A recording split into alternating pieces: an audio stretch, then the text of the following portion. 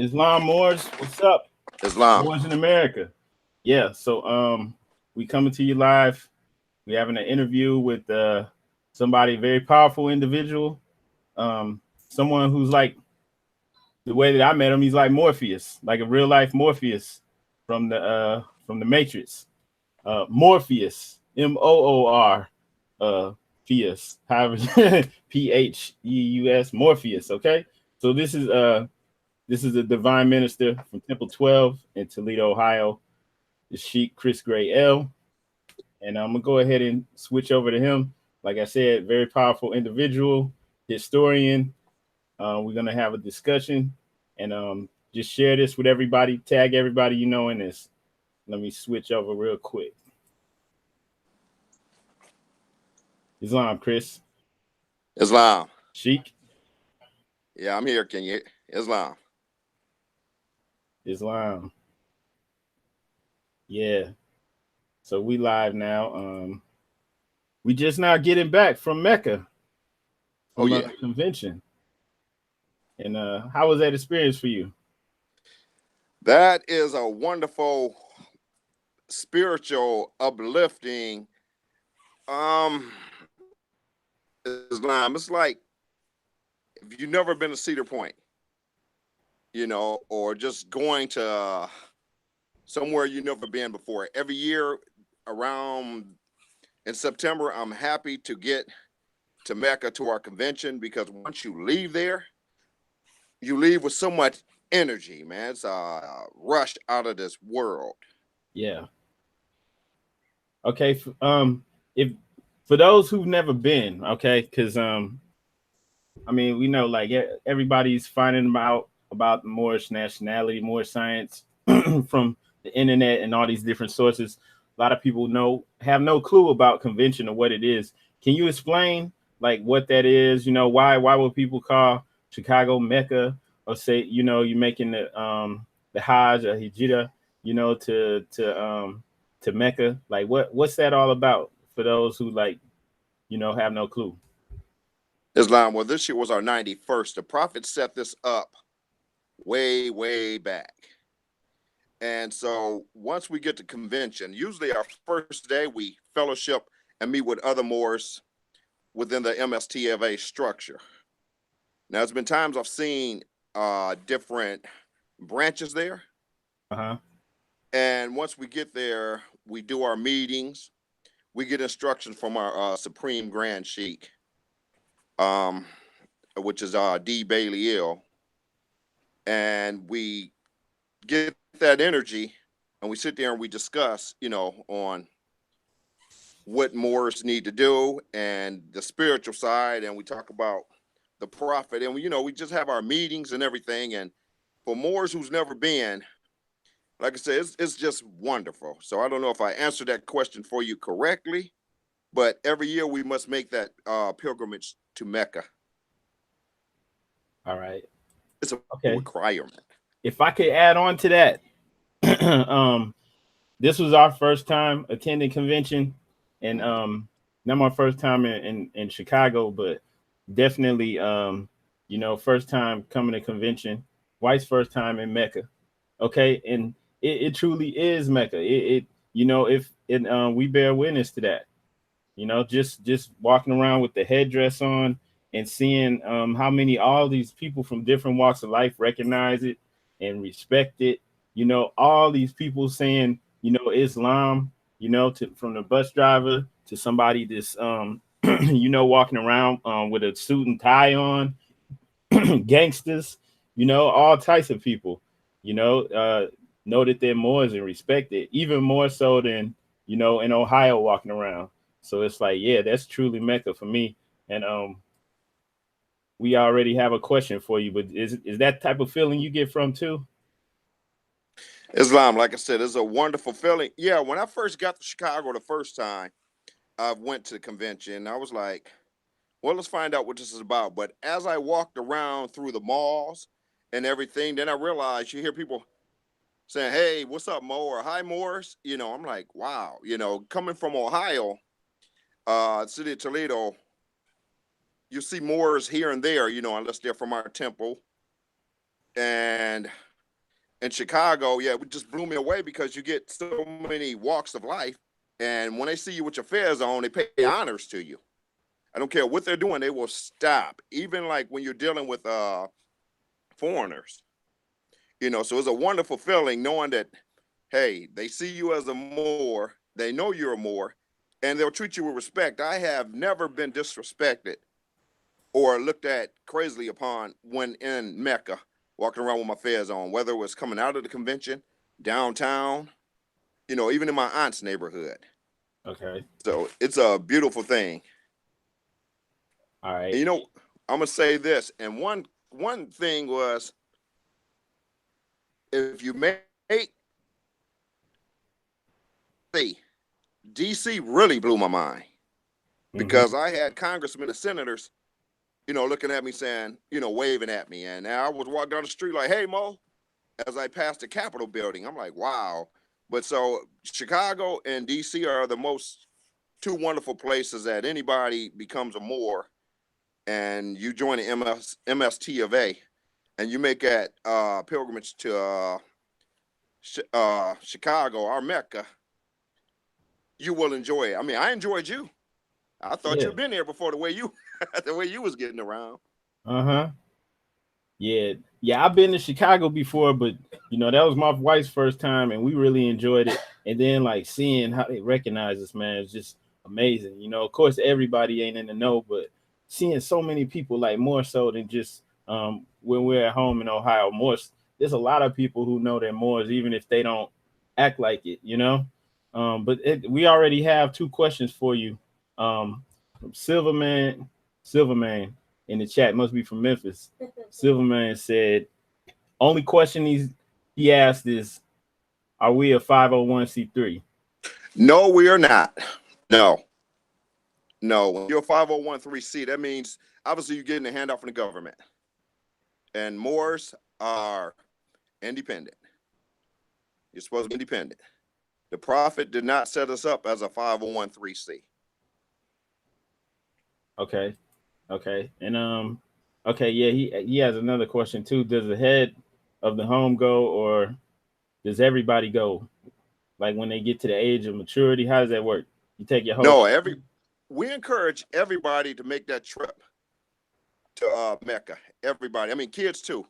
So it is not a certain age or anything, but it's an experience out of this world. And I can say that. So there is no age limit, you know. So like I said, if you got little ones, we encourage you to bring them. You know, we encourage you to bring people with you. Because, you know, as along with we do, we have open sessions for the public as well as our closed sessions for us. All right. Okay, hang on 1 second. Let me see. It looks like we got another question too. All right. So what would you say you took back from that experience? Or is there anything that you want to share like with the family at large, whether they're within our grand body or not? What I take back is the knowledge and information and structure on dealing with our elders in the movement, such as our Supreme Grand Sheik, other governors, and other Moors from other temples, you know, and they tell you how long they've been in the movement and what you need to do in certain situations. So it's like, and like I said, I bounce the thing, you learn a lot of knowledge and history, you know, and also, you know, what can I do to better myself to reach, you know, our brothers and sisters who don't know who they are? You know, I might have a way of saying, hey, I'm going to do it like this. And I might hear from one of my brothers in Texas or in Florida, and they might say, hey, this is what I do. And it might sound a little better. And I might be able to use that, you know, because and at the end of the day, you never stop learning. That's the thing. If I knew it all, I don't think I'd be sitting here talking to you if I knew it all. I'd be to change forms and went on. Yeah, exactly. There's a brother in Texas, man. Like, what is there any advice we could have for that brother? Like you were saying, he need a temple down there where he's at. Islam, there's one in Houston. I'm sorry, did I jump too early? Nah, I don't know what part of Texas, but yeah, go ahead. Islam, brother. I know we have a temple in Houston and we have one in Dallas. And the Grand Governor is Molden Bay. And I love the Moors in Texas, man. You know, they country is all get out, but the way they talk and they come with it.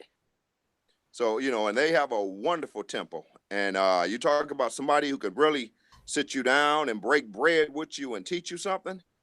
Them guys in Texas are sharp as a pen. I love the Moors down there. You know, and Houston, I think Jones L is in Houston. So there are 2 temples, and there might be a couple missions down there. Okay. So yeah, where can they go to, you know, to find not just in Texas, but like where can they go to find the temples or, you know, the missions near them? You know, there's that website. What is it? www.ms. Well, you know, msta.net. yes. And you can get on there, and once you get on that website, it goes in. It'll give you a lecture in history of what we do, where our temples are, who's running them. So everybody's pretty much in there.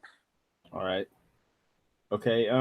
Okay, we have another question for you. Somebody's root words is asking, is more a bloodline? And if so, where from? I like that. Yeah, Moor is a bloodline. We are Moors, and we've been all over this globe. But actually, we come from the ancient Moabites, the Moabs. So, and like I said, see how can I get into this one? And that's a wonderful question. All are Moors, all of us. And to answer his questions, you have to go back, like I said, for those who read the Bible, because you have a lot of Christian people. But in there, it talks about what? The Hammatites, the Moabites, the Israelites, all that. Well, Jesus's grandmother Ruth was a Moabitess. She was a Moabite. Mm-hmm. Now, they were told to settle the southwest and northwest and southwest shores of Amaxim, or Africa, which include crossing the Atlantic Ocean, which was the Ethiopic Ocean, into the Americas, Turtle Island or the North Gate. So we were already here after the great earthquake. You know, so like once Pangea, as they call it, once things separated, if you east of me and I'm west, and that demarcation line comes apart, okay, you know where I'm at, I know where you at. So we were told to go settle that by the great pharaohs of Egypt. And for those, if you ever get into our Quran, come to our temple, that's one thing we will teach you. But other than that, Moors were all over the globe. I hope that answered the brother's question. Okay, good question. I mean, good answer. That should make sense. Is that okay? He said Islam. Okay, I do have a question, right? Okay, Right.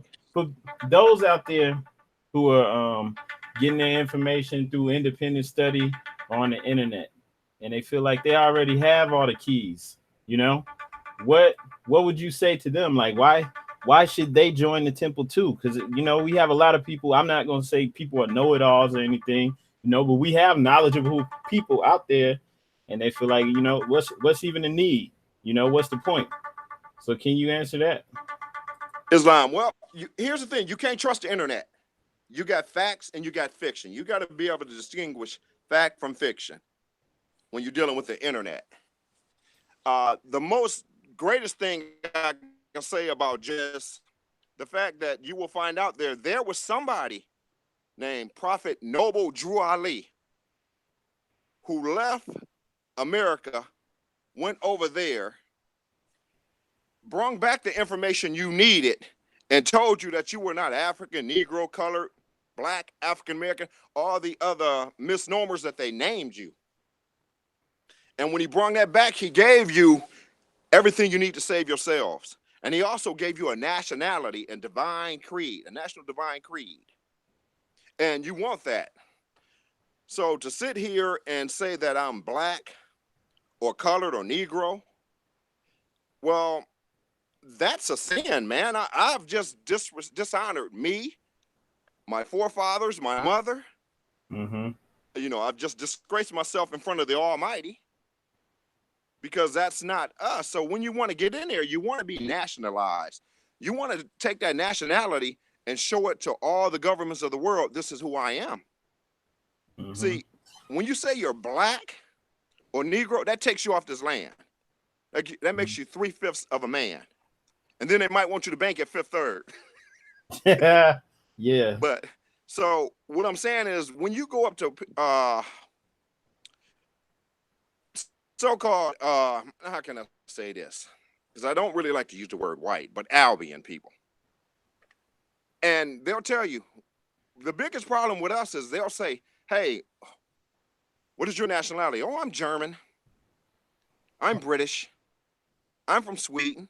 You usually ask us, and we'll say you're black. We're black. And then you say, well, what's your race? Black. So you just use an adjective to describe another, to describe something else. So one thing you've learned in the Moorish Temple of America is your race is Asiatic. You know what I'm saying? Your nationality, American. So that's one thing you can say. You can say you're Moorish, but I prefer the term Moorish Americans because we descendants of Moroccans born in America. Yeah. So we on this side. So which is still West Africa, by the way. For those who don't know. Yeah. All right. If I think like we were talking earlier about how like people don't have the basics, just the basics that you get in the temple, things that Islam. like the bylaws and things like that. People don't even know it, and it's crazy because there's certain things, that questions that people ask that lets you know that that they're not getting that instruction that all of us should have, so we know how to conduct ourselves properly. Well, once you've been within and out, but once we begin teaching our children who we are, see, they're not going to teach you in the European school system. Yeah. That's designed to keep you on a vent, keep you unconscious. Yeah. You know what I'm saying?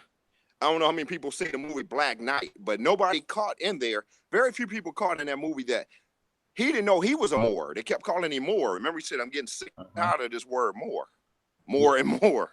As corny as that movie was, it was hitting a point.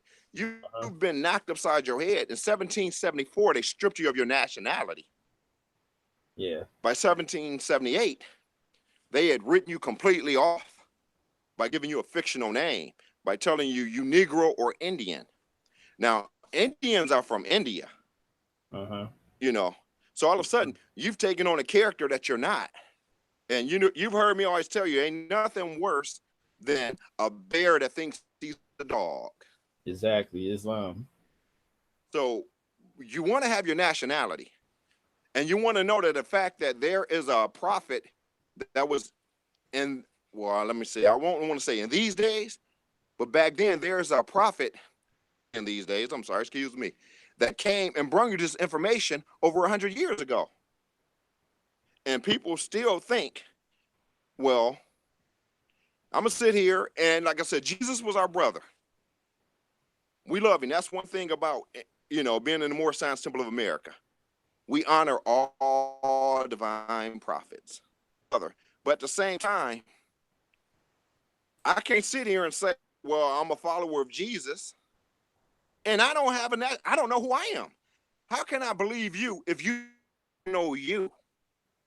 You get what I'm saying? All right. If you sitting here and you telling me you're black and you want to tell me all these wonderful things, but you don't know who you are. Worse than somebody got amnesia. I mean, I don't know how many people out there will go out and say, hey, that guy has amnesia, but I'm going to do what he's doing. It's not going to work for you.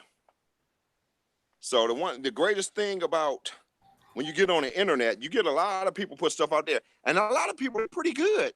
They have information on here, but you have to be able to research and fact find that information that you're looking at.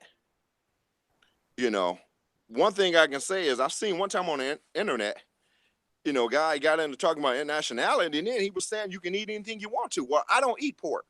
The prophet said that was slave food. Exactly. We're not slaves. you know, but our minds have been enslaved, some of us still. But a lot of us, you know, we just have to wake ourselves up, you know. And like I said, I encourage people to start studying. There's books you can read. When you come across the word M-O-O. Hang on. You just broke up. M-U-R. Oh, there's Hold up. Can you repeat that? Can you see me? You broke up when you said when you come across the letters or the word M-O. Yeah, you broke up. Okay, can you hear me now? Yeah. Yes. Okay, when you come across the word M-O-O-R or M-U-U-R or M-O-H-R, there are many ways of saying Moors, or I think M-O-R-O, Moro. These are all, this translate to Moors in different languages. And if you start looking and you Google that word, you'll be on to something. Eventually you'll go and you'll find out that that word Moor pertains to you. Okay, can I pause it right there? I've seen some stuff. Maybe I could find it and screenshot it for you guys. Where there were like older advertisements and stuff like that from Germany, and it'll say Moor Indian, and it'll be spelled like you said with the M-O-H-R. Can you touch on that? Do you? I can. Well, like, from what I've read and what I've read and able to comprehend is that when you see that M-O-H-R, it's usually some Europeans are in that bloodline, if I'm correct. You know, because I've seen Europeans with their last name M-O-H-R. Okay. You know, keep in mind that there was a mixing of the races. You know, especially over there because during what they call the Dark Ages in Europe, we went over there and straightened all that out. You know, we introduced medicine. We began educating them. You know, what they call the Dark Ages of Europe. So that's what that's all about. They won't tell you that the Moors came in and stabilized the economy and everything, set everything up, began teaching them. There was a song, and who brought me to that song was Sabir Bey, that Stevie Wonder sang, you know, and he said 700 years educated by the Moors, you came upon our shore.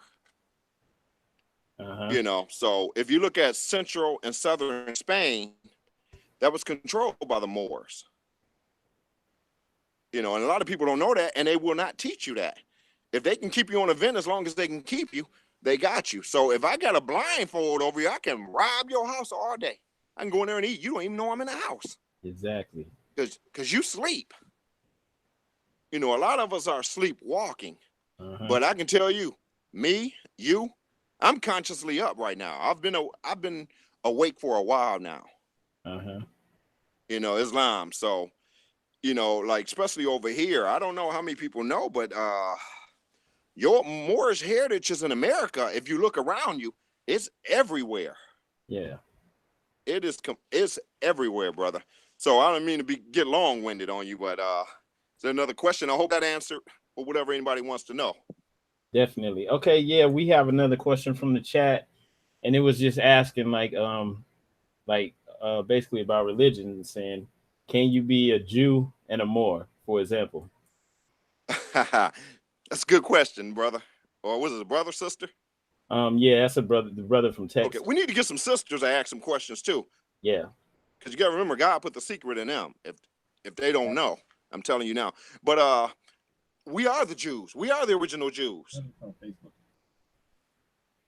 You know, we are the original Jews. So that's you too. We are the question and the answer. All right. Okay. We have another question too from the chat. It's asking, were the Moors that ran Europe from America, like the Moors in Spain? But what's the connection? Is there a connection? You know what? The connection is this: the Moors came out of North Africa.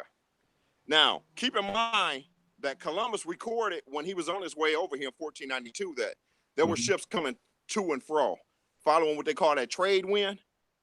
The Europeans, I don't know if we called it the trade wind or they called it, but it was a wind that would push you in. We probably started that. But so remember they went to and fro.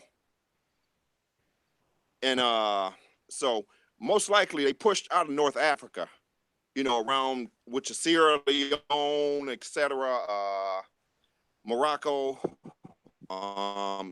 Tunisia, Tunis, all that. See, they went in. I mean, we were already there, you know, just in there, and I guess they decided, you know what, we need to take this over. We need to civilize these people. All right. So once they got in there and they took over, and like I said, we ran it for 700 years. Yeah. Possibly could be 1,000. Uh-huh. You know. So what I usually do is the older the book, the better. And a lot of us, if your mom's like my mom and my grandma, they went to the estate sales. And when I go to estate sales, I used to go with them because you'd be surprised how many books a European has of you. See, he's been studying you his whole life. Yeah. Yeah. And when I was younger, I thought that you know, I wasn't conscious at all. You know, I was still on the vent. I was laying flat on the ground snoring. And I used to say, well, all the Moors is dead. You know, because I had read and heard, but once I got older and started researching, I realized it was me. And I started out like, you know, in Spain and in Germany. We ran Germany. Yeah. Matter of fact, I have a book in the house. I can't think of the title right now, but I'm going to send it to you. But there were chocolate Moors. They were Dutch Moors. Because we were in Europe too. At one point on the planet, only thing on the planet was us. Yeah. Asiatics. You know, so even when you get to Japan, you got the Asian, you got the Asiatic, but the Mongols were Moors. You know, so like I said, that answers the question of we were everywhere. And like I said, we ran Spain. Once we took over Spain, we began educating and etc. You know, we set it up over there. So I hope I answered the brother's question. Once again, I took off flying at the wheel. I love to drive. Yeah, he said you definitely answered the question. Okay. Do that, brother. I'm gonna plug you real quick. For those that don't know, all right, you can follow this brother on Facebook. Can you see this? Can everybody see that? Just go to Facebook, the Indigenous Moor, and he's working on a book. So you definitely want to click like and follow this brother on Facebook. Okay. Can everybody see that? Just go in there and follow the Indigenous Moor. That's Sheik Chris Gray L. And just stay in touch so that you can get updates on the, you know, when the book's coming out. All right. And yeah, go ahead. I ain't mean to cut you off. No, you're good. I'm sorry. You know, because I think you're going in and out on me as well. But actually, and that word indigenous means you're from here. You're from this area. That's another thing. Aboriginal, indigenous, all means the same. So we got to get out of that habit of saying we're black, Negroes are colored. And a lot of people say, well, that's what my mama told me I was. Well, I don't want to offend anybody, but sometimes your mom doesn't know. You know what I'm saying? Because that was forced on us. And a lot of times, like I said, they put a knife over mother's head. You know what I'm saying? They put a knife over mother's head to keep her control. And that works the same way with Section 8. Yep. For the woman, they say, hey, we'll give you some stamps. You know, we'll take care of your utilities or whatever, but you can't have a man here. Yep. So that further broke us down because now he can't stay in the house. That we have to start doing better for ourselves and stop taking handouts. You know, no more gifts from Rome. You know, Moors have to learn to sustain and begin taking care of themselves and helping us. You know, and that's what we do in the Moorish Temple of America is, you know, we do our water drives, everything, and we clothing. Matter of fact, we had 2 sheiks. And what they were doing was they went down and somebody was, you know, if they seen you down at the courthouse getting married, they gave you some money as a gift. Wow. You know, so that's one thing about us, and the Moorish Temple of America, you know, and you can prove it. You know, our women do not walk behind us. They walk on the side or front. They want to walk behind, but we always tell them it's all about them. We keep them up front like handicap parking. You know, they always in front of us. Exactly. Exactly. All right. You still there, Chris? Sheik. Yeah, I'm here. Okay. Okay, we have some more questions. All Bring right. it. You ready? All right, Yeah. Cortez. Yeah, when you claim your nationality and go to the Supreme Court to change your name and claim nationality, are you selling yourself into slavery? Islam. Islam Cortez. How you doing, brother? I didn't do that. I didn't do that. I started, like I said, you know, once I got in, I began changing bills and stuff. You know what I'm saying? I don't need them to determine who I am. Once you state your nationality, it is what it is. You know, once you wake up and say, I'm a Moor, and this is who I am, they already know who you are. Now, I've heard of Moors spending $1,000. I'm spent grand to do that. I'm telling you, I'm not doing that. You know, or EOs, as the older Moors say, and you start running it from there. Because see, it took them 4 years to strip you of your nationality.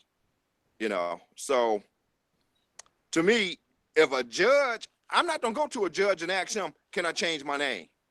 Mm-hmm. My mama didn't ask him when she named me. So I would say, Cortez, I wouldn't go that far. I mean, if you want to go that route, fine. But I can't. I refuse.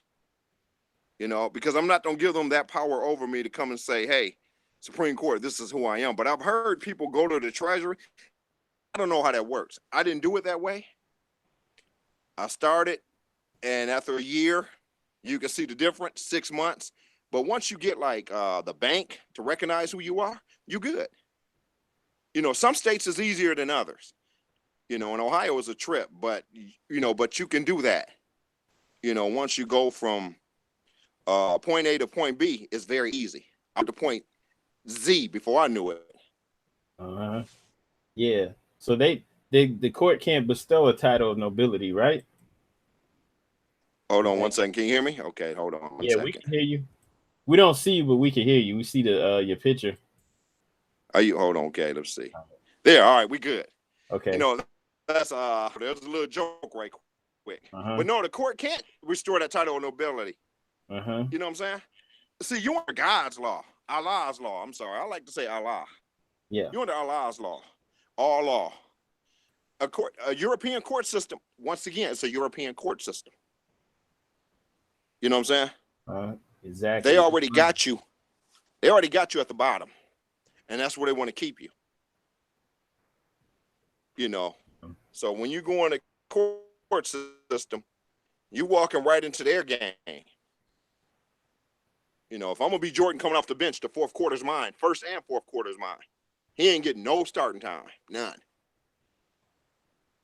I'm gonna be selfish with my nationality. It's all mine. You know, so yeah, a judge can't sit up there and say, yeah, I grant you this, because once they do that, that means they own you. You sold yourself back into slavery with that one. You know, like I said, the best place to be like I said, get into a temple and find a temple that's right. You know, do your research first. You know, it took me a while to find the Moorish Temple of America, but it wasn't my time to get in there. I already knew I was looking, couldn't find them. One day, bam, somebody told me, hey, I've been going over here. I couldn't wait to get over there. And I got over there, brother, and it felt like new socks and shoes. Yeah. I couldn't wait to get home and tell my wife and kids. My whole house nationalized. Man, Islam. And the younger you are, let me say this right quick. For those, the younger you are. We can't. The better for you. You got to repeat that. We heard you say the younger you are, and then it broke up. Better it is. You know, like my kids, I had one, she done already graduated from school. You know, it says Gray L on her thing. My son, Christian. Islam. All his school papers, all that. And that system say Gray L. He uses them. You know, he uses that name. So it's there. So when he get 18, 19, you know, or he heads off to college or whatever, you know, it's don't say that on the back of his jersey or whatever. Islam. Which I already said now because I coach football. Uh-huh. You know, and it's beautiful to hear that Coach Gray L. Uh-huh. Right quick, or Coach L. That's what they're Europeans, you know. And believe it or not, a lot of them respect the title. I don't have any problems. None at all. Islam. Okay, we have another question for you too. Go ahead. I'm listening. All right. Okay, in the chat, coming from the chat. Basically it's asking, why doesn't the Honorable Minister Farrakhan make mentions of this? They basically was saying that the Honorable Khalid Muhammad mentioned that we're Moors, and I saw the video where he said that. Matter of fact, can you hear me? Yes. Islam, I believe I've seen a couple of videos with the Honorable Minister Farrakhan using the word Moors. You know, now, you know, I don't want to get deep into that to say as to why they don't call themselves that. You know, that's another chapter. But like I said, you can go back to way back in the days, they used to wear a fez. Mm-hmm. So whatever, I don't know, whatever deal they struck or whatever, you know, to use the word black, I don't know. All right. We have another question too. But they do know we Moors because in Chicago, like I said, I've come up 87th and they be like, it's the Moor. They'll go to Moor. So, you know, a lot of them, they just, you know, hey, that's them, you know. So Okay. I don't know. I guess if that answered the brother's question. Yeah, maybe like you said, we could touch on that. Tell him he can say no. But that makes, that makes sense. I mean, we've seen too, I think on the Savior's Day, maybe 2 years ago, where Minister Farrakhan gave honors to but let me say this. Let me say this. Sabir Bey usually will go hang out with them cats, so they know. Yeah. So let me not retract my story, but yeah, they know. Mm-hmm. They know. And in Detroit, like I said, same thing. When I was in Detroit, I was around some at Cobo Hall, and we were just all brothers. Yeah. We were just all brothers. Yeah, and we give honors to the Nation of Islam because they've been putting in work for a long time. We have another question too. Islam. Asking, is Northwest Africa Turtle Island? That would be here. That would be here. That would be here. The North Gate of America. So okay. Yes, it would be. Can you go in on the North Gate for those who don't know or maybe never heard that terminology before? Can I go in on it? Can you expound on that? Well, let me see, how can I say that? You know, I mean, I guess it's due to the point where we're at, you know, where we sit at because of the Northern Hemisphere. So, like you say, you got, I don't say, a lot of people say South America, North America. So we're sitting up high. So you got North, East, West, and South, right? And also that North Gate is also referred to as your mother's womb, and you drop out of the South.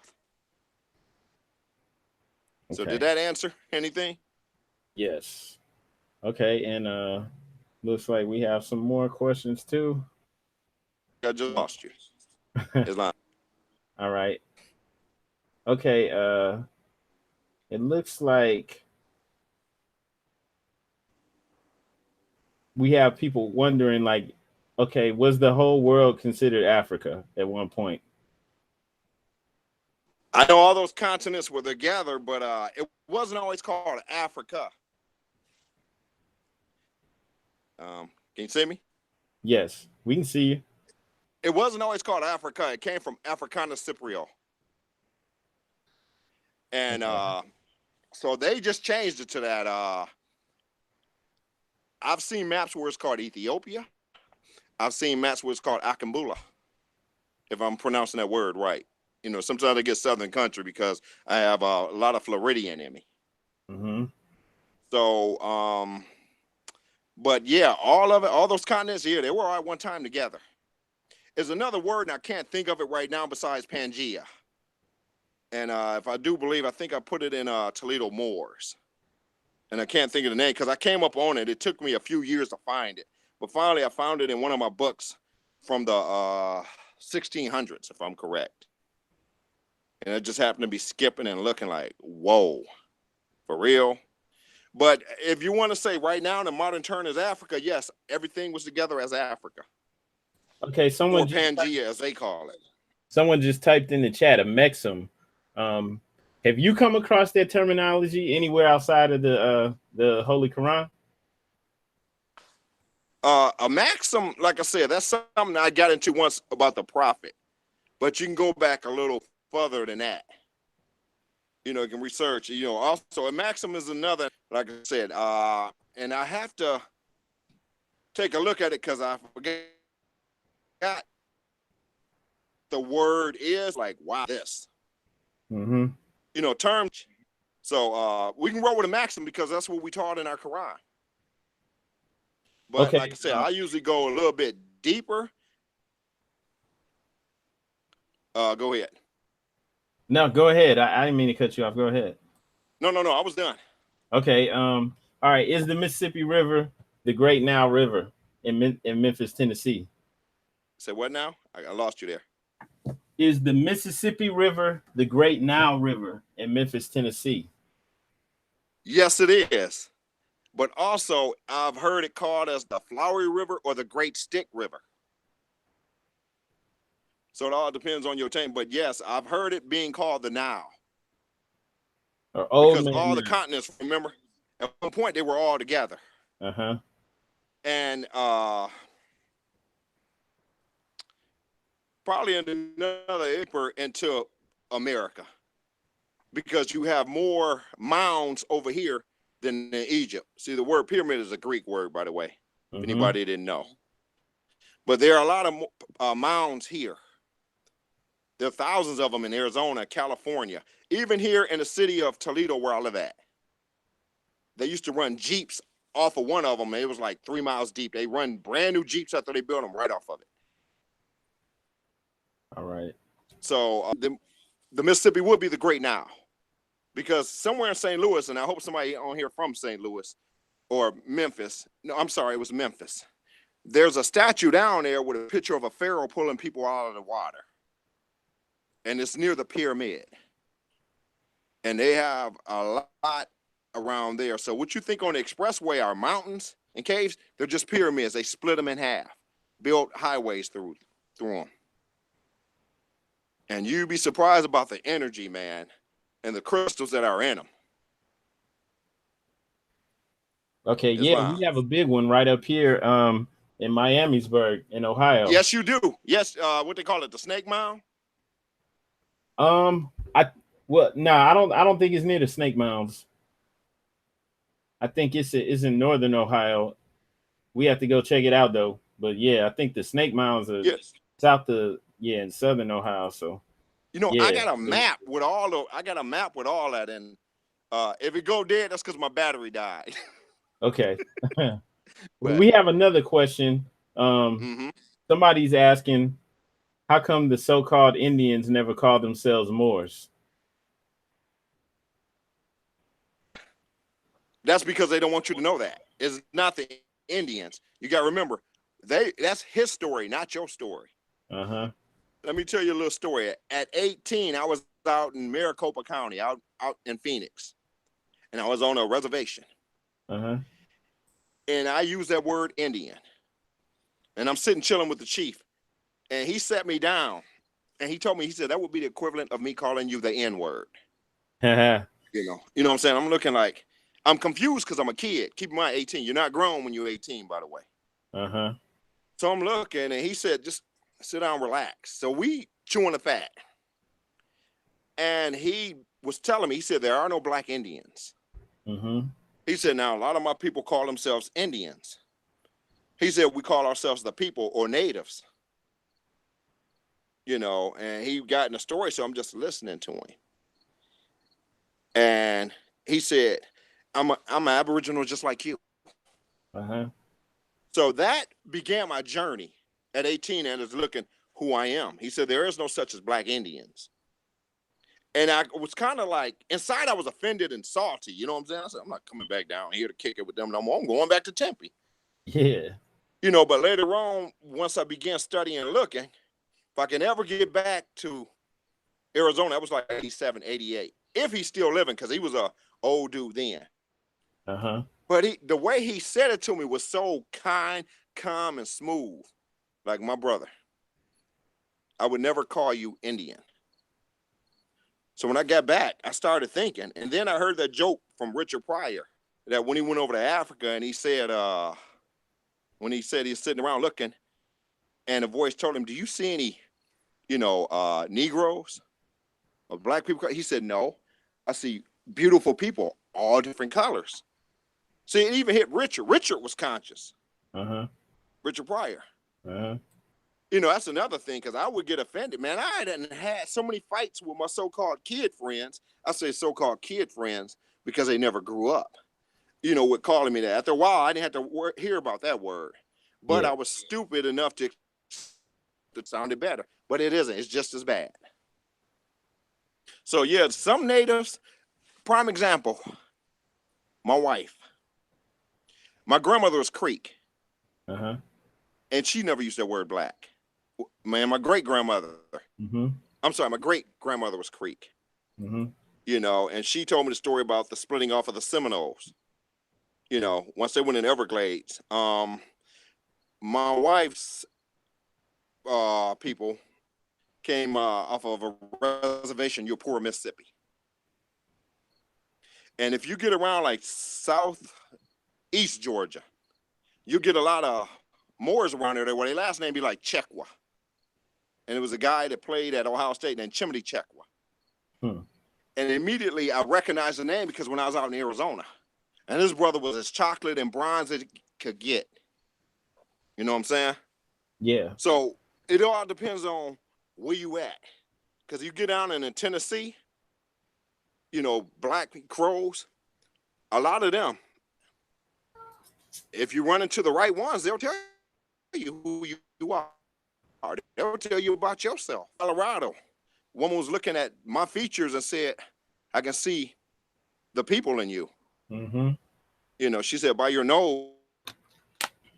And my grandfather, he came from the Muskogee tribe, his people, which is, so I was like, once I began looking into my history, there was no doubt who I was, who I am. So you got to realize the ones that like up in North Dakota or whatever, I can't say much on that, but before the European invasion, all those cats were chocolate. Columbus's grandson called them the mud people. Once he got around the St. Louis area, Yeah. he wrote a letter back to Spain and said, I found more mud people. What should I do with them? Uh-huh. But they'll tell you out west, copper tone. That was a color I heard too, the copper tone people. Copper. The California Indian, me and you. They just enforced, they came in and just took control of the land. Mm-hmm. So very few came from Africa. Like I said, if you was in Florida, they marched you to Oklahoma. If you was in Oklahoma, they probably sent you to Arizona or up towards New York, or either they even took you over to Australia and into Europe. They divided that way. You take a child and if you move them around, if I took like a 2-year-old child and put him out in Wyoming and say, hey, this is where you were born at, and teach him that he came from here, he will never know his roots started out, Mm-hmm. in Florida or whatever.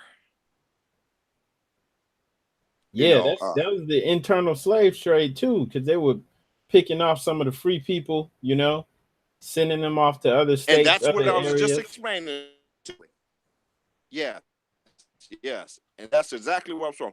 You know, and like I said, I got to order you those books. Because what I do is I go looking for old books, you know, and like I said, before the Iroquois and the Hurons and all those cats, there were other tribes. Did I give you a picture of that? Did I give you that book, the Moorish Paragon? No, but I know. Are you talking about Brother Hakeem Bey's books?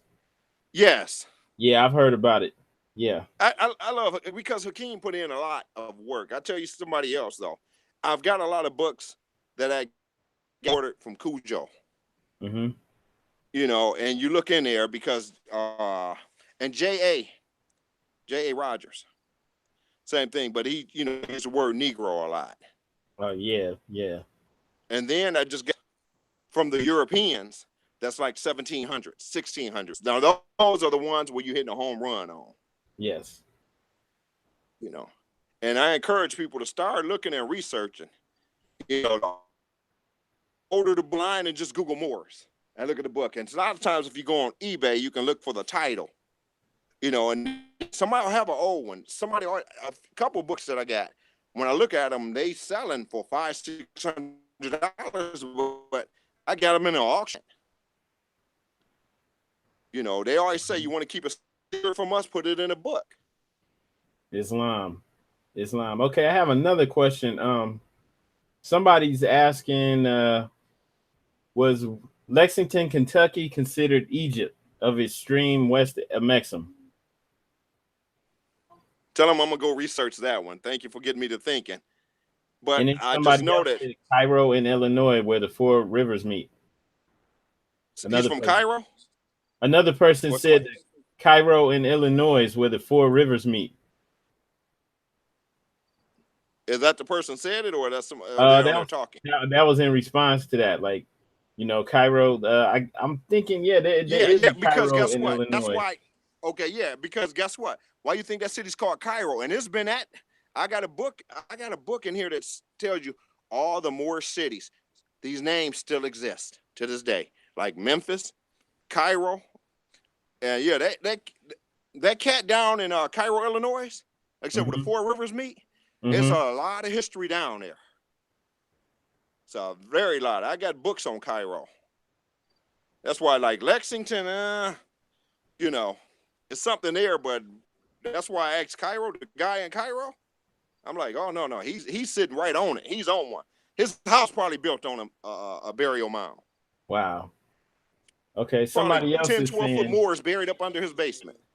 Okay, we have another person saying that basically the indigenous were Hebrews, and they weren't practicing Islam. Like they carried the customs of the Torah. They spoke and wrote Hebrew dialects, and they're the lost 10 tribes of Israel. What do you think about that? Well, here's the thing: that word H is a silent word. Do we want to say Ibri? You know, but I understand where he's coming from. But from what I've seen, Columbus's letters was when he got here, and so was Cortez, that he had found cities grander than the ones in Europe, and they were occupied and Amorites. Remember, the Olmec were already over here around that hook in Mexico. The Olmecs were already over here, you know. And that I definitely, Moors don't debate. And if you look up that, you know, tell him he can from me on Facebook, and he can send me any information he wants to. I can research him and I can hit him with what I know. All right. Yeah, my wife was saying that probably no matter where you're at, you're going to be able to find neighborhoods, streets, and, you know, etc. with the name Moor in it. You know, all over the country, no matter where you live. Yes. As soon as you get out of downtown Toledo, there's a street called Moor. Moor, and one of the Moors moved from Chicago, and he was walking, and he said, "Hey," and if you go out in the country, is one called Bar. Huh. So yeah, wherever you go, there's something named after us. Because see, they know. They already know. Like I said, they know who you are, but you don't know who you are. They've been studying us from the beginning, from the time that they left, out of darkness. They've been studying you. Because see, you are the original man. And see, the word human, the word hue means something with a tint. You can look that up in Black's Law Dictionary. Yeah. So, hue, obviously, hue is melanated. There's a street also where I grew up at called Albion. Wow.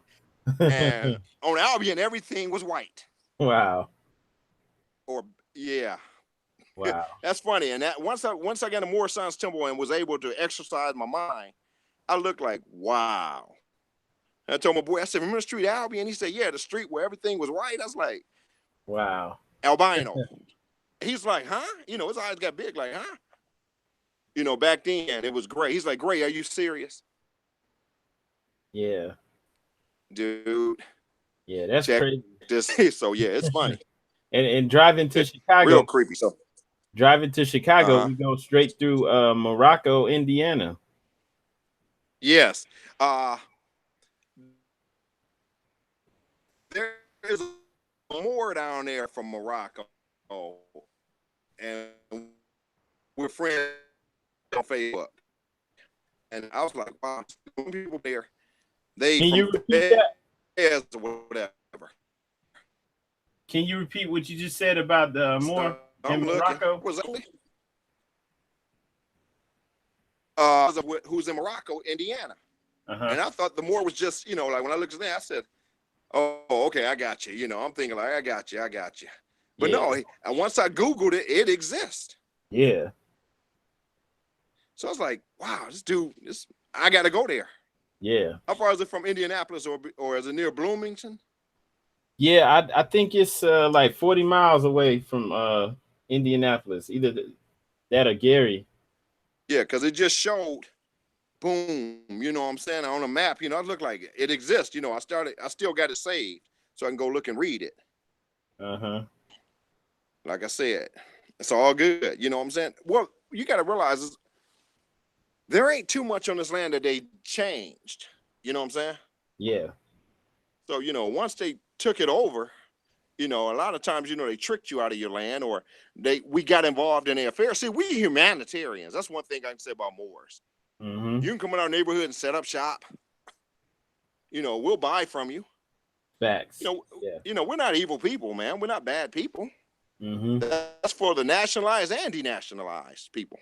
Denationalized Moors. Yeah. And we've always been that way. We'll help anybody.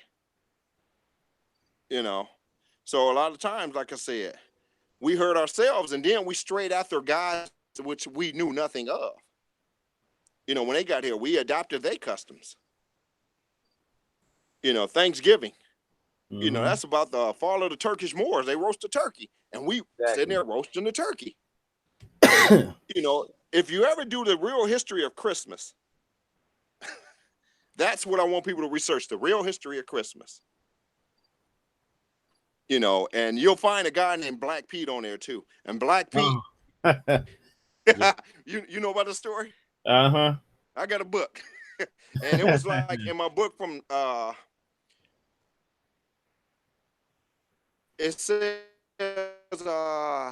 book, man. And it's something I read a long time ago, things you might not know about your holidays. Yeah. And it talked about in Germany, when my niece went over there, because that's where she was born, and she came here. She went over to Germany, and there was a story about Santa Claus, and she said, I didn't know he was a high-level demon. I said, oh, yeah. Think about Hansel and Gretel. In Germany, you got the Black Forest, Bavarian Forest, Snow White. All those were about serial killers. And look where they coming from. Halloween. And we sitting here and we celebrating this stuff, man.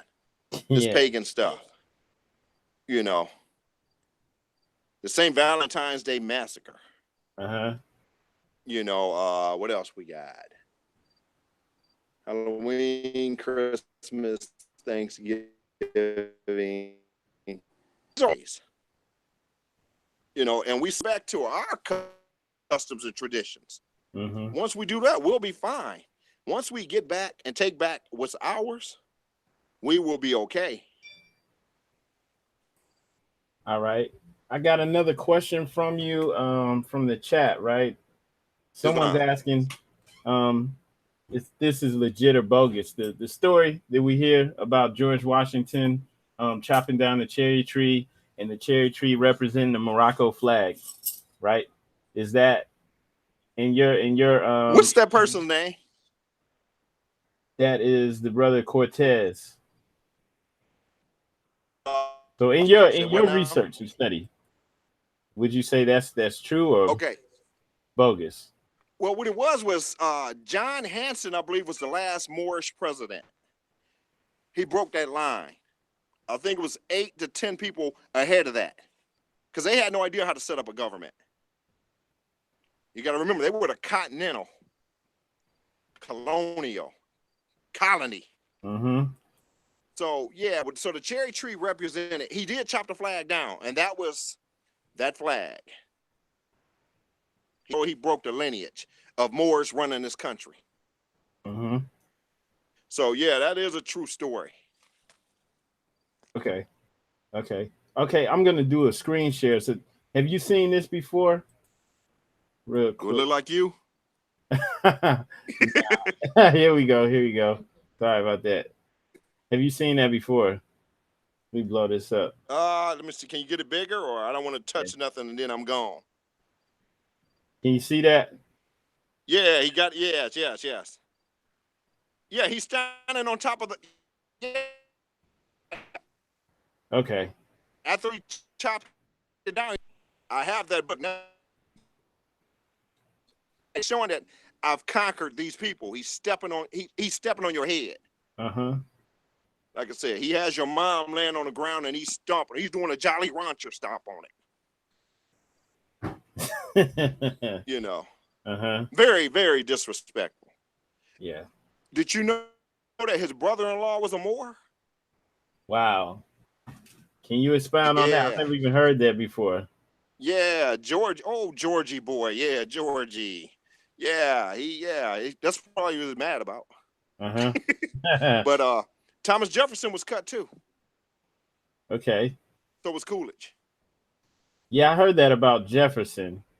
Yep, and I think Washington. Let me see. Abraham Lincoln, Africanus. Mm-hmm. Africanus Abraham Lincoln. Why you think the brother was 6'5"? He was a basketball player. Yeah. Yeah. Oh yeah. Uh-huh. Okay, what do you think about the Al-Maghrib Alaska? Is that in reference to this or northwest Morocco over there? Say that again. If I'm because you kind of went out. Sound like you're talking about Spain. Did you say okay, what about the Al-Maghrib Alaska? Is that talking about like northwestern Africa, like Morocco over there, or is that talking about here in the America? Well, you got to realize one thing. All that was part of the Moorish Empire. And the Moorish Empire stretched from Egypt, parts of Europe, all the way to here. And out there past Hawaii, like Easter Island and all that, there's an island called Lemuria or Mu. So, I never really got a chance to look into that theory that you just told me. Uh-huh. So that one, let's just say I really can't answer that one because, like I said, the Moorish Empire is so vast. Facts. Okay. But I'm gonna show you. Sounds like it's more talking. Can you say that again? You just broke up on us. Yeah. So, I'm entitled to think that they was pretty much talking about over there versus over here. Okay. All right. Now a lot of this stuff I read like when I was 12 and 13. I was that one getting slapped by adults or suspended from school. because I started early. And I remember when I met a guy, he told me, you got to play their game. You know, he set me down. That's what got me. Then he got me charting stars and stuff. So, you know, to John Tillman, you know, wherever he's at, I like to thank him, because that's when I started beginning to wake up a little bit. Mm-hmm. You know, I was drifting in and out of consciousness and getting slapped back into consciousness by my mother. Uh-huh. All right, I'm going to show you something. Hang on a second. I'm going to show you something real quick. See if you can speak on this. All right. Hang on. Having some tech difficulties. All right.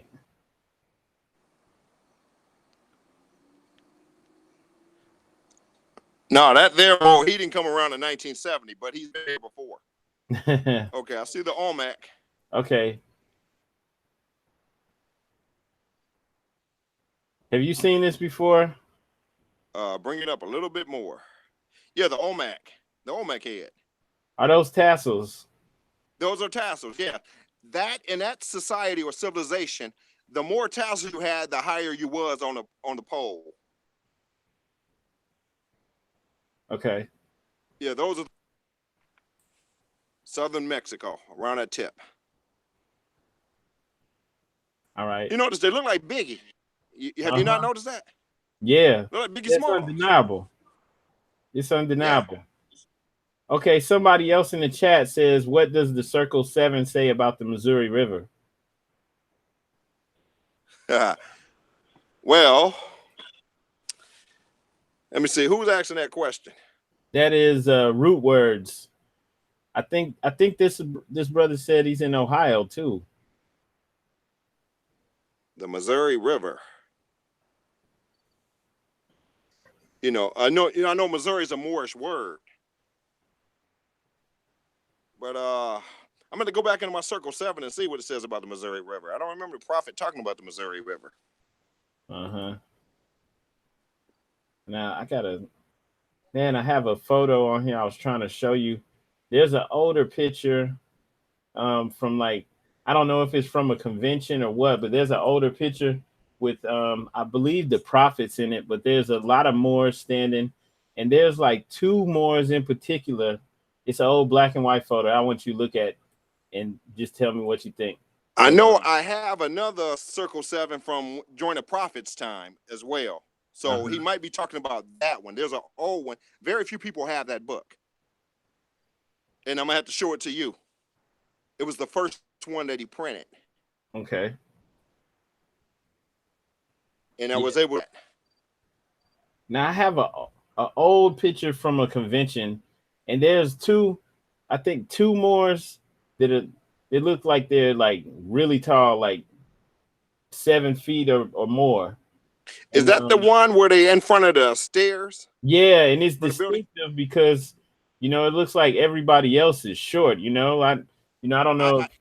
I have that picture. There's some giants in there, man, and it looked like a couple Albions in there too. See, the prophet had all kind of people with him. They might have been just very fair-skinned Moors like Phoenicians. But like the giants in there though, like literally they look like giants compared to everybody else. Listen, man, that picture so I could do a screen share. Listen, picture down in my first convention. I know the one you're talking about. Is one of them. They look like space beings. Yeah, they look like aliens. I'm sorry. Let me change that because alien means you're look up the word alien.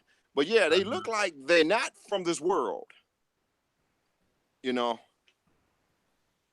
And yeah, if you can bring that picture up, I know exactly what you're talking about because dude's tall. He's like towering. Yeah, I gotta find that picture. I'll do the screen share when I find it. Okay, let me see what else we have. I've seen that original photo. You seen the original photo? Yeah, I should. Yeah, I've seen the original photo. Wow. Yeah, it's they use that poof, with the big flash. Yeah. Yeah, want drive you blind. There's probably all kind of mercury in that light bulb. Okay, somebody's asking how old is the old time religion? Wow. Man, that is a good question, man. That Islamism. Man, that is a good question. And I can't even give you an accurate date, but I don't know. It could be, wow. You know, I couldn't even tell you first century. You know, like I said, it goes back to our 101s. Is it a new or old time? It's very old. You know, Islamism. So it's not Islam, it's Islamism. So I mean, it's probably going way back, because I don't know if it's before. Good question. Look, my tongue is tied. All right, I have some I want to just show you and get your words on it. Okay. Hey, put it to you like this: it's been way back since way back, before way back, after way back, during way back. Islam. All right. I talk about this on this channel so much that people probably, used to this right now. What do you think it is? Can you see it? Do you know about this? This was found in Ecuador. Is that as is above, so below, or? Hang on. Can you see it now? Yeah, I see it. I see it. Yeah. This is a stone. Oh, the Great Seal. I see the Great Seal behind there. It's probably like 10 inches, 12 inches big. It's like a foot tall, and it's carved out of solid stone, and it was found in Ecuador. Yeah, that's a tablet. I can't think of the name of it. It's part of a tablet. It has ancient writing on the bottom of it that they found all over the planet. Yeah. There's a German guy that talks about it named Klaus Dana. And maybe we can get you both on the show so we can talk to him about this. But he said that this writing's been found all over the planet. And, obviously thinking that's a link to having an ancient worldwide, language and civilization. But this one in particular is found in Ecuador. It glows under a black light. And it's got 13 steps. And then the Eye of Horus right there in Ecuador. Seen that in a book years ago, and they were tablets. Yeah, and I heard they were dispersed around. But let me see. Let me go here, because sometimes it's hard for me to pronounce it. But the Atlantean, which is the Egyptian prophet Thoth, or like a lot of people say Thot.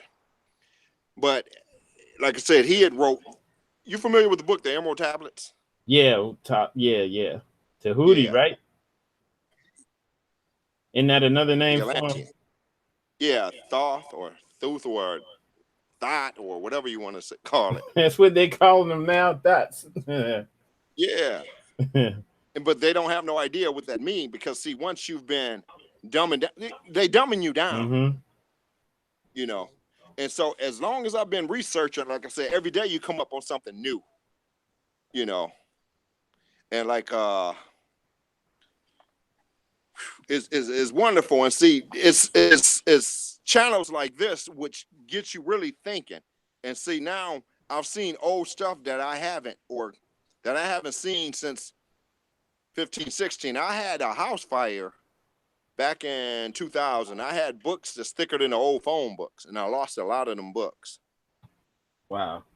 Because I would go into like those estate sales, like I said, and I would tell my mother I want that book, and it was like $12, $14. I'm like, that's too much for a book. Well, I got a job, Mama, just get the book for me. Yeah. And I'll walk out of there. See, they got your history. Now the thing is, I'd be able to answer every question that you want me to answer if they live in the Vatican. Yeah, they're not letting anybody up in there. Yeah. Well, here in Toledo, a lot of the information I got was in the library in the basement, the old section. And somebody recently went down there like a year or two, and they told them there is no old section. What? So if you can go inside your town and go to your main library downtown or something, tell them you want to go to the old section and knock yourself out. If you ain't got nothing to do, go into that old section and just begin looking. And you're saying they got rid of it? The one in No, Toledo? it's still there. They just don't want you to know. See, you used to be able to go freely to it. And see, they're remodeling the library in downtown Toledo here. So I like to catch those old books. See, they used to sell them and stuff, and I knew about that. That's where I got a lot of books too, when they would be selling them. You know, the older the book, the better. Uh-huh. Definitely. Okay, I just So wanted you to said, show this for the person. There was somebody that kept saying that the original people here were Hebrews. Okay, so check that out. say what now? There Hey, was you know I'm somebody in the old, right? chat. He kept saying the original people were Right. Hebrews, the original Americans, like the ones they call Indians and Native Americans. Well, check this out. You can see this. I don't know if everybody can Ours see to go that. say It they says the Hebrews, Moorish Zionist but they symbol were here. of the Moorish Jews. All right, and I just wanted to share that. Somebody was saying that in the chat, but okay, back to you.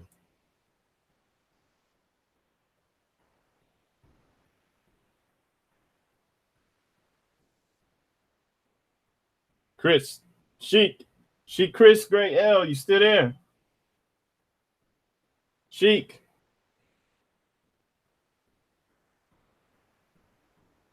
Can you hear me, Sheik? Okay, okay. We may have lost the Sheik. Let's see, what else did we have in here? Okay, we got a lot of questions.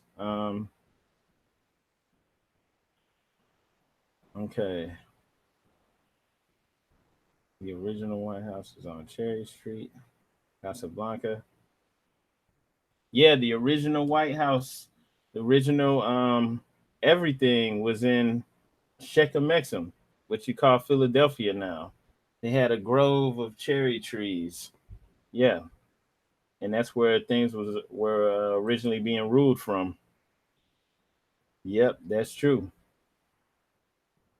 And yes, the Berigo. I'm glad Kasir L. Shout out to Kasir L. Said the Berigo Vespucci story is misleading, just like the slave ships. That's true. I'm glad you said his actual name too. There's another person, a professor, I forget which university, who had done research on that, and he was just going in on how his name was actually Alberigo Vespucci. He changed it after the fact of coming over here and um, producing maps of the Americas. So it's not like they told you in a history class that America was named after Amerigo Vespucci. It's the other way around. Okay, he took on that name to associate himself with this place over here. So that is a fiction. All right. So yeah, props to Kassir for pointing that out. And the slave ship thing too, man. That whole slave ship thing. I mean, I'm not gonna say that no POWs came over here. Okay, I'm just saying that for the most part, it was free Moors that were already over here that were being captured and sent off to different places, sent to different states and things like that. Okay, and that's what it was really about. All right.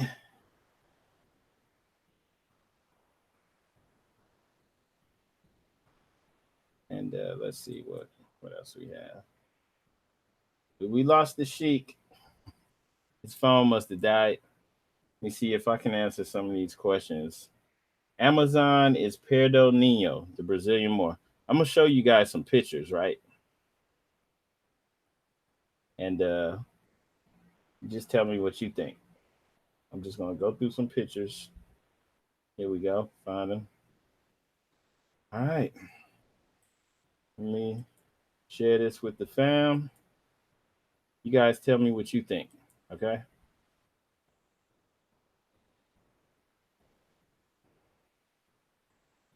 Hang on a second. All right, here we go. Okay, so this is quote unquote Indian from the from the state of Bahia. Bahia is in Brazil. We used to live in Brazil. We lived overseas for like 5 years. This is what the Indians look like that used to come to school. Because some of the I'm using this word Indians to make a point. Native Americans. I'm not really calling them Native Americans. It's just the common vernacular. Okay. So these people, these indigenous people from Brazil, this is what the tribes look like. They came to our children's school and they would talk, talk about their culture and everything. And it was just widely accepted. Nobody's like, oh, why do they look like this? You know? Because like where we lived at, like 90% of the people look like this. Okay. And so like I'm for real, like this is what the indigenous tribes look like in Bahia, Brazil. And it's not, and you can't even, there's the ones who know their history, you can't look at them and tell them, oh, it's because you came from Africa. I've met indigenous people there who were even darker skinned than him. It was a lady who had dreadlocks, locks, whatever you want to call them. And she was a school teacher, and she's telling us how she's indigenous to Brazil. No knock to Africa. We love Africa. The whole planet is Africa, Maxim, whatever you want to refer to it as. But she's like, hey, I'm indigenous to here. This is where my people have been since before Portugal arrived over there. And I was telling her, hey, that's the same history we have. And she's like, wow, because people that look like us don't usually say that, right? Okay. And so much so that they made a movie about the history of Brazil. It's a Brazilian movie. Okay. And they got two sisters to play the indigenous women that this dude from Portugal, one of the colonizers, hooked up with, right? It was there's like this whole tale in Brazil about these two sisters that linked up with this Portuguese man, and that's how was a part of the way that they were able to come in and move in and do what they wanted to do was by hooking up with the women. They made a movie about it, and the two indigenous women were obviously sisters of what they would call of African descent. I'm going to say Moors, right? And so, yeah, I just want to share that because, like, it's almost like it's not even really a secret. And it used to not be a secret here. Look, this is an old book. It says Engine Babies, but it used to not be a secret. Okay. And now it is. And so to cover up all these things, happened slowly over time and got to the point to where it is now, where it's just commonly accepted that we're all from Africa, even though that doesn't make any sense logistically. You really think about it, right? Okay. And we may get the Sheik back, may not. I'm thinking it's getting later, so we might go ahead and cut this off. But if you have questions, go ahead and type them in the chat. We're not gonna go anywhere till we answer everything. So what do we have? Some people think the president is over the whole United States of America, which he's not. That's exactly true. In the actuality, the USA. Well, we got the Sheik back. Maybe he can Islam. address this. Islam. No, you can't keep a good Moor down. That's what's up. Hey, Yeah, can you address something? I no, hate to hit you with this right, and you just getting back in the room. Can you address something? Somebody's speaking about how the president is. People think that he's a president over the whole United States of America, but he's actually only president of a corporation. Yes. Yeah, which is the District of Columbia. So Islam. Would that only be that area of Washington, D.C.? Islam, yeah. You know what? Look up the word district. It's just there, yeah. Actually, he's over, yeah. All the corporations. I don't have my fez on, so y'all don't excuse me. Let me get where I can get this light off of me. Can you see me now? Yeah, we can see you. Islam. Let me see if I can. Pretty much, he's over. There's a United States and there's a United States of America. One's a fictional corporation, which is the United States. And with that being said, every denationalized Moor is property of that corporation. So did that answer anything for you? Yes. Definitely. Yeah. All right. So there's a difference between America and the United States. You notice they don't say the USA Army. They say the United States Army, United States Marine. And you've been out of the country. You notice it says to America. It doesn't say to the US. Exactly. So, but same thing with when cities. It says like entering Columbus Corporation. Mm-hmm. Yeah, so yeah, it's a corporation. The state of each one of these states, Virginia, is a corporation. The Virginia Corporation. Facts. Remember, you're dealing with colonizers. Uh-huh. You're dealing with colonies. It's still ran by England to this day. The crown, as they call it. So that's how that's running. You know, you got some people on here asking some very good questions. Honors to that. Honors to them and you. I have one more thing I want to show you and get your opinion on it, okay? Okay, Islam. I'm plugged in. I ain't gonna die no more. All right, Hey, all man. right. Hang on 1 second. All right. You're wrong for that. All right, here we go. Okay, can you see this? Yeah, that looks like John Hanson in the middle, isn't it? Now it says OJ Dunn. Can you see this? It says extract from the reconstructed Constitution. I'm thinking this is from Louisiana.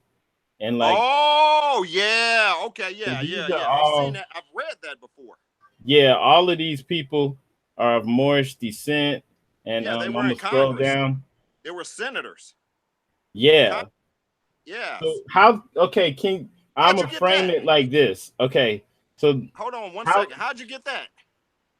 The internet. Oh, because I've been looking for, at least a book. I think I got this from, it was either that archives.org or it was actually like a .gov website. So I know this is official because of where I got it from. I bookmarked it, so I'll send you that link later. Man, I'd been looking for that because I was doing something. I was telling some people how down in New Orleans, we was running things. They had governors and judges, and they looked like us. Yeah, so this says Lieutenant Governor of Louisiana, State of Louisiana, with portraits of the distinguished members of the convention and assembly, and this is their year, 1868, right? The Roman calendar. So what do you make of this? That tells you that everybody wasn't slaves. Because this doesn't make any sense, with the stuff that they've taught, in history class. So can you expound on that? Well, like I said, if let me see if I can get this. Can you see me? Yeah, we can see you. Boy, if I looked as good as you on this camera, I'd be on here all day.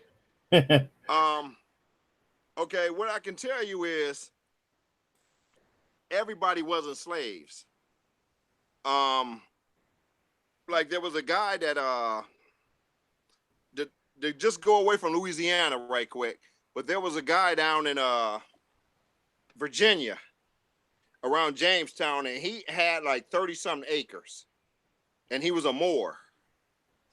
And what it is this was let me see, how can I say it? Hold on 1 second. Let me see if I can get this picture big. Well, I'm cool.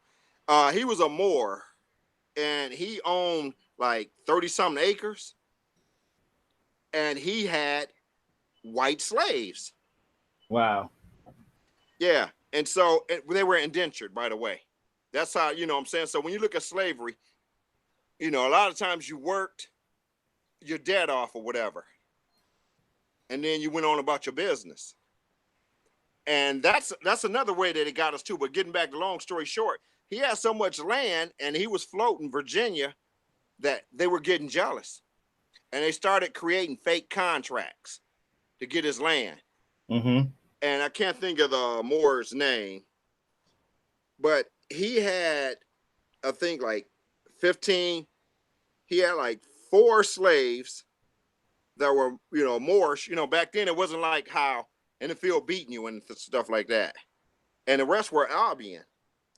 And one of his slaves felt that he was treating him different, so he went and started working for the European.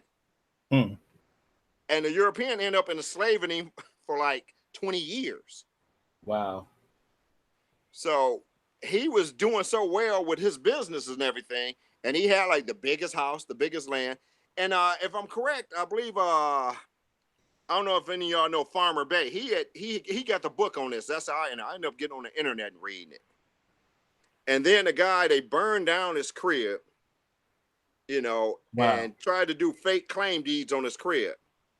So he ended up going to Maryland and ended up getting like 150 acres, you know, and his kids, and it was talking about how well, and this was in the 1600s. He was free. He ended up going to Maryland and opening up different businesses. And so this Moor did very well. Did very, very well for himself. And Okay. so Keep going. Sorry.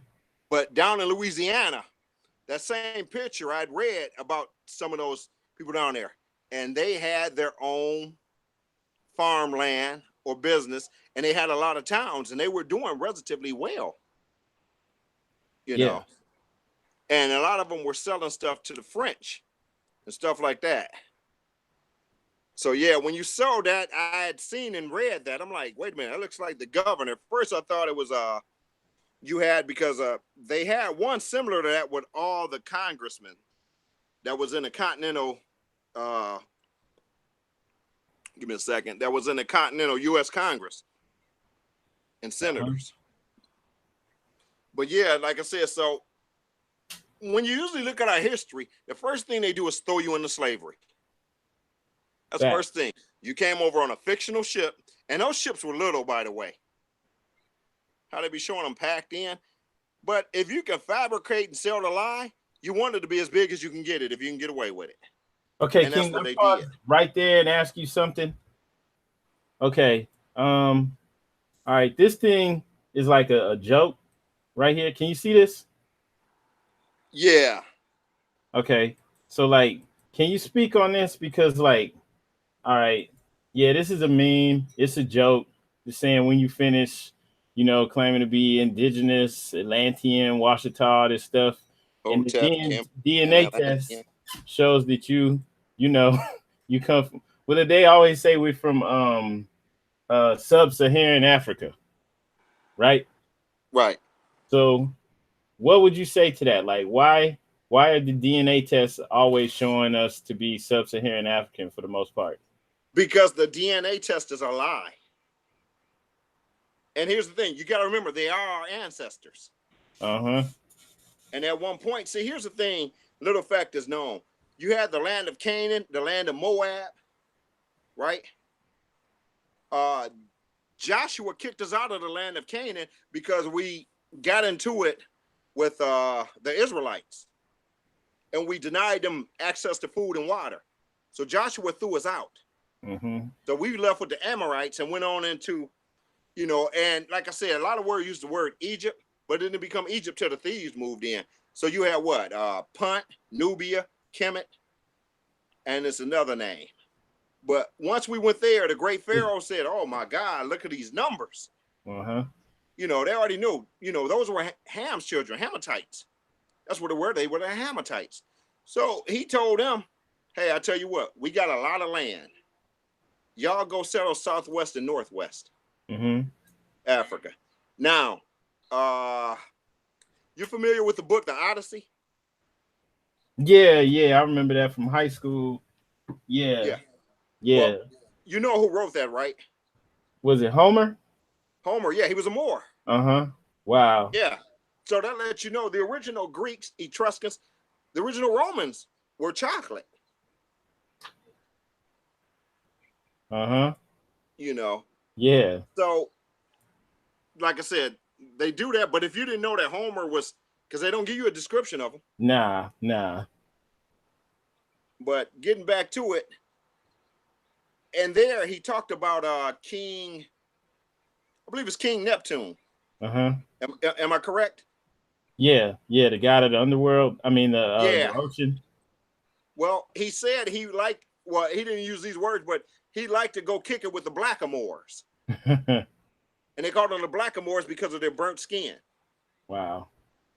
And he said they had land as far as the eye could see. Yeah. So that lets you know when the great Pharaoh said, hey, it's all y'all go that way. The Moors were the most smartest and productive of all the tribes. Also, they were the most arrogant. Remember, Ruth had to bring us back in favor. For those who don't know who Ruth was, but that was Jesus's grandmother. She had to bring us back in favor with the other tribes because we was just out there, dude. We was doing it. Yeah. The Moors set up civilization all over the place. Exactly. You know? Yeah. Yeah. I think we see a little bit of artifacts and truth that trickled down, like that pyramid that they found over there in Ecuador, that shows that we set this stuff up all over the planet. So there's another question from the chat. Somebody saying, what's the difference between America and the United States and the United States of America? What's the difference? Well, once again, one's a corporation. Now, America, if I'm correct, or Amaruk, which translate from, what is the word? Amaruk, or Amuraka. Okay, those are, I can't think of what language it is. Can't translate as I don't know, as the Mosaic language or Amazigh, but it translates into that. I had to go back and get into my book. Like I said, we got some good questions that I got to go way back and think. But like I said, the United States. Notice the word state, a state, state. These are the words you got to look at. These are words that they play on. You know, if you got an estate, what is it? An estate, the land that you own, right? Or like your legacy. Exactly. But the land that they took. So they set them up as states. And this happened because Ohio couldn't trust Michigan. Michigan couldn't trust Indiana. Indiana couldn't trust Kentucky. Thus entered a fictional corporation known as the United States. So the United States began to be the judge of the situation. Okay. Kind of like during the Spanish Inquisition, where the Pope said, hey, y'all go over there, ransack, take what you want to. Take what you want. It's all good. But when they got to fighting over the land, you got to have a judge or somebody can say, what I want to say, a mediator, administrator, somebody can say, hey, this is yours, this is yours. You got to realize that the European is very greedy. Exactly. And this is proven fact. They stopped fighting long enough to unite during the Nice or the Nicene Creed when they started plotting to get this stuff together. And that's another issue because I'm gonna let probably Taj can tell you about that one. All right. Okay, we have somebody in here. Sorry. Go ahead. Somebody's asking, you know, basically, were there any Aboriginal tribes pre-colonial that called themselves Moors or El or Bay? Yes. Matter of fact, I can't go get. I just poured out that. What is the Ben Ishmael tribe? There's that L, that EL. Yeah, weren't they in Gary, Indiana? In Gary, Indiana. Yeah, they stretch from Gary into parts of Ohio. Now they were here before the Iroquois. You know, so we were already here. Now the titles L and Bay. You know, Bays are governors. You know, L's are legislators. Now somebody can go a little deeper than what I can say on that, but those titles are your titles. Just like the title white, it's a legal status. And they damn sure don't call you white. They took that from you. They didn't start using that title till 1870 or 1871. That was your title. It already stripped you of your nationality. So, yeah, there were some tribes, and usually you can see the word Bay in that tribe. Uh-huh. Oh, that's Santa Claus. Watch out now. You don't bring Saint Nick up. Yeah. Yeah, no, you were talking about Black Pete earlier. Yeah. They do that in Sweden or Holland. One of them, it's tradition. Yeah. Yep. That's Black Pete. Yeah, Because they used to threaten their kids and say, if you don't be good, Black Pete will come and take you back to Spain. Now, why else would they say that? Yeah. And actually, you show them friendly pictures, man. I got a picture of Santa Claus, man, where he look like it. Wow. So they do this over every in year, Sweden, right? Holland, Finland. Yeah. Yeah, they have a parade every year with Black Pete walking down the block. Yeah. Notice they call him Black Pete. Yeah, that's wild. Civilly dead. Uh-huh. Civil Tour Mortus. All right. I just lost the question we had.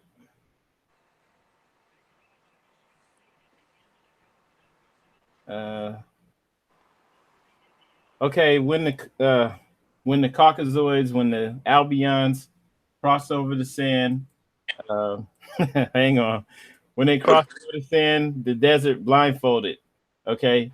They had to ride on the goat. The Illuminati, aka Mason, now use that as a ritual for disease. And when they say riding Roger Goat. Is this true? Say what now? Hang on. I heard the riding of the goat, because I came from masonry. Uh-huh. And I quickly got out of masonry after 8 to 12 years. All right, maybe we'll save that for another show. Yeah, we'll say that for another topic. But uh-huh. I can think of Nebuchadnezzar, Nomar, a lot of cats. Once they crossed those lines, it was a problem. So I don't know exactly what the question was because you kept going in and out. All right. Okay. Does the U.S. exist only on paper? Is it? Yes. Referring to yes. In a drawer at the Capitol building, or either in the White House. It's in a drawer. It's one piece of paper. Whoever brung that up, good question. And yes, the U.S. only exists on paper. It goes back to what I was saying. This still belongs to the crown. Mm-hmm. And guess what? It wasn't all. It's called England. Even back in the day, it was called Albion. So it still belongs to the crown. All right. Okay. And when I say crown, that's Britain. The U.S. is a colony. Still is a colony. They only wanted to get out of the taxation that they was getting punched on. They did not win the Revolutionary War. Uh-huh. They were still paying. Excuse me. Okay.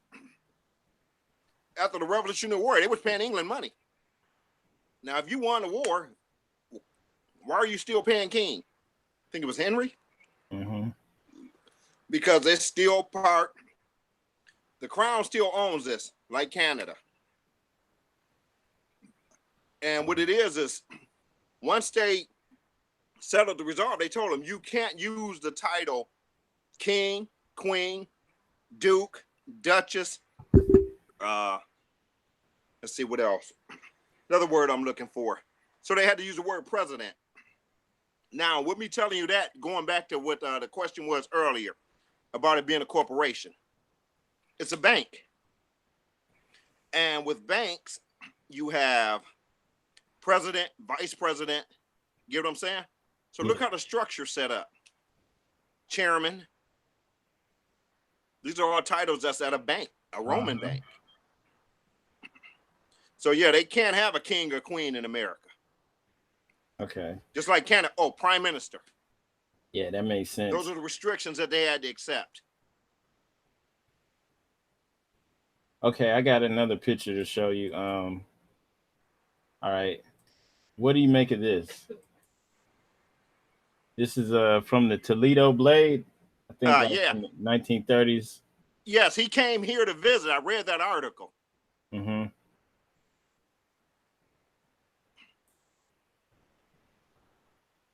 Okay. So yeah, why would I guess a nobility prince, from Arabia or Mecca, come over here, and I think link up with the Moorish Science Temple of America in Toledo. You, Um, you understand what that was about? well, over here, I remember reading that article and seeing it when the guy came, because I believe it or not, I think he was on Junction Avenue. You know where Junction's at? Mm-hmm. Yeah. And I forgot what the story was on it, but I seen that years ago when he came over here. But he came over here for a reason. So if you're able to refresh my mind, you might be able to bring that story back up. Oh, there it is. Bring that up closer. Yeah. He was, he got over here and got charged with something. Uh-huh. Yeah, so it's Because saying he was a Moroccan prince and organizer for the Moorish Holy Temple of Science. And yes. he was the son of King Hussein. He got exiled and he wound up linking up with some bays over here on Nebraska Avenue. Yeah. In Toledo, Ohio. Yeah. Okay, yeah. See, I remember reading that. I read that article probably about 10 years ago. And I was blown away because I know exact spot where it's at. That's why I said, that Nebraska's around Junction. Yeah.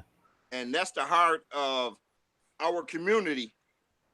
Because back then, that's where we started settling into. Around Dorr Street. They called it Soul City. Yeah. Back in the 50s and 60s. 50, 60. Yeah. They called it Soul City, man. Okay. And I remember reading that article. If you can you send that article to me because I lost it? Yes. But yeah, he came over here and he got caught a charge. He got off, but he had to go back as well. Yeah. Okay. You know why they gave him a pistol charge? Uh-huh. He was a sympathizer with the Moorish movement over here. Yeah. Well, they already know we the same family. Uh-huh. Like I said, if you go to Morocco, and I have a lot of Moors say they don't know us over here. Yeah. Well, right now, they got a king and queen. Yeah. Now, once again, coming out of the European nations and queens. If you were to go to Morocco, you'd ask for the Sultan. That just became, like, I got a letter that George Washington wrote to Muhammad. When they got this government set up over here, asking him and praising him, about help us get this set up. He wrote to the Sultan. And it was a Sultan or a Bey that when Thomas Jefferson was in office, they had 3 ships. And by this time, we was into it with them. And he captured their ships and told them, you got to pay me. So that's where the term blackmail came from. When they came over here, this is blackmail. Yeah. So, like I said, because he was dealing with the Sultan of Morocco. Remember, that little sliver that you see now, that's not the original. I mean, it's like I said, the Moorish Empire was vast. It's huge. Like, what is it? Algeria, around Sierra Leone, all the way Tunis, Egypt, all that was part of the Moroccan Empire, all the way to the U.S. from Canada on down, Atlantis Islands, so all part of Cuba, South America. See, there is no South and North America. All that was America. I'm a rock. Facts. All right. Somebody said Caucasian equals more. Is that true? That word Caucasian? Yes. Yes, because there is a place.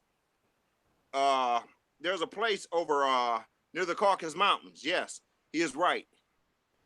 He's right. They're not. See, those words that and I like that question because he is absolutely positively right. Like I said, you are the Caucasian. Those were a group of people along those mountains over there. Just like the word white, as I told you.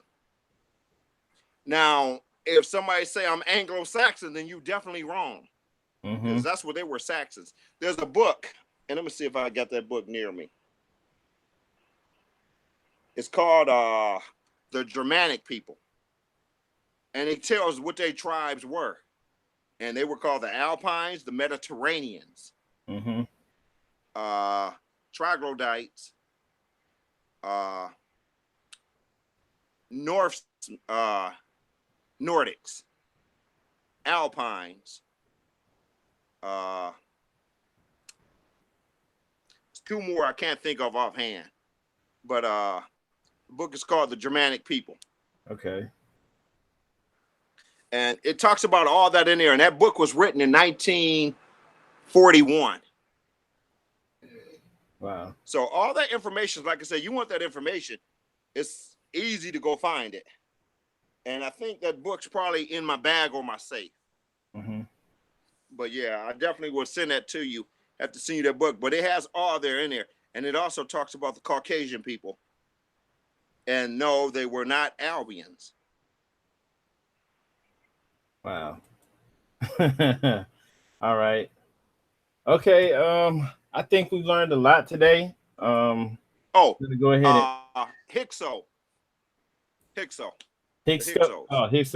Yeah. Hyksos. Yeah. Hyksos. That's when the so-called Egyptian, they were the last to really conquer the Egyptian dynasty, the Hyksos. That's when everything started falling apart. But after fighting them for thousands of years. But yeah. Okay, what was you saying now? I told you, sometimes it takes a minute. You got too much upstairs, and sometimes I got to let it out. Yeah. Well, I think we learned a lot today. About to go ahead and wrap it up. I'm just going to plug your page again. For those that don't know, let's get this up. Okay, yeah. Get on Facebook, y'all. Like the Indigenous more. Follow him. Working on a book. You definitely need to hit him up on Facebook. Keep in touch. We're going to keep running these interviews with the Sheik on a regular basis. And like I said, just follow him on Facebook and let you know when the book's coming out. Yeah. Also, if they get on my page, they can you can find all the books that I posted. There's a lot of books on there. Okay. So they get in there and take a look at it. Then, like I said, whether they do eBay or I think greentree.com, you can find whatever you want. What I found out is if you're in the Seattle area, that's all grunge out there. Yeah. But you can find any and everything out in Seattle, Washington, because there's nobody out there in the Northwest. I mean, I have found a lot of books. I've gotten a lot of books from that area. And for some strange reason, outside of Chicago, there's a small town. It's a suburb. Starts with an H, I think. But there's somebody there, and whoever owns this bookstore have a lot of books. And I think in that suburb, it's pretty much us. Wow. But there's a bookstore there, and I can't think of the name of it. But I've gotten like at least 10 or 15 books from there, just on Moors, etc. And they're old books. Yeah. So. Wow. So I'd like to say peace and love, Mo, from Toledo, Ohio. And peace to everybody on there. And I love everybody. All right. Somebody said if they're not on Facebook, how do they reach out? Like, how do they get in touch?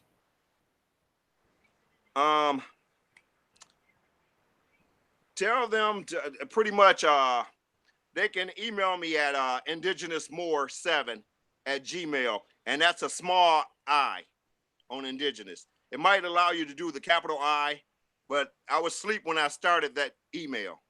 But they can hit me up on indigenousmore7@gmail.com. Okay. And the video that we tried to put up yesterday with the Supreme Grand Sheik speaking. Go ahead. Okay, yeah, we're going to put that up tonight. Okay, if not tonight, hey, we'll man, put that's that my up dude. tomorrow. Hey, that's my dude, man. I love that Mo, man. Yeah. Uh-huh. I love that Yeah. mo. Yeah. Definitely. That's an incredible video too. He's putting out a lot of knowledge, just like constantly dropping gems the whole time. We had some technical difficulties, but we'll get that back up, and we'll we'll run this back too. Okay. So Islam. yeah, I you know what? If y'all are on Facebook or Instagram, just send us some questions for the sheep. Oh, We just do also on questions and Twitter. answers with the sheep. Also on Twitter, I'm Indigenous Moor. Okay, so put at Indigenous more. Yep. Yeah. Let me see. I'm at to go in there. If I'm correct, I get on there every now and then. Let's see. It's it's Indigenous Moor at Indigenous Moor. Chris Gray at Indigenous Moor. Okay, so yeah, just send either one of us send us questions, and we'll answer them. We do this at least twice a month, and that's Might it. be Indigenous Moor 7, but is there? Look, you'll find me. You can't miss me. Okay, you're gonna be on the show with Taj Tariq Bey next week. Yeah, I would like to get on there because, like I said, I've met Sabir Bey. Sabir is a real cool guy. Okay. So Taj is the elder. So I would like to hear what Taj has to say. Okay, good. So we're gonna do that next week, more than likely Thursday. If the date changes, I'll let y'all know. But You get a chance, you might want to catch it with Abdullah too. Oh yeah, that's his other boy. Actually at the end of the month. Yeah, okay. Okay. So and I definitely especially with you having a background in masonry and Moorish science. Z wrote a book on that topic. So that would be a great show if you can make that too. That's gonna be the last Monday of the month. So that's gonna be it's actually either gonna be the first or on the 24th. So am I looking at that right? It's gonna be the last Monday of the month. So with the interview with Abdullah. And next Thursday is the interview with Taj Tariq Bey. And we'll do these question and answers with the Sheik at least twice a month, y'all. So I tell you what, if you can get interview with Sabir as well. Okay, we'll reach out to him too. So you might want to reach out. Hey, that is one cool. Hey, I love that brother. Mm-hmm. We sat in Detroit and chopped it up for a while. So yeah, that's another guy that you want to get on here. Okay. So we'll get that going, and just if y'all have questions, send them through. We're gonna go ahead and shut it down. It's starting to get late over here. It's past our bedtime, man. It's an Ohio thing. They wouldn't understand it. Right. Okay, so peace, family. We can Peace go out. ahead and shut it down. All right, y'all. Peace. All right, well, much love. Peace and love. Islam. All right.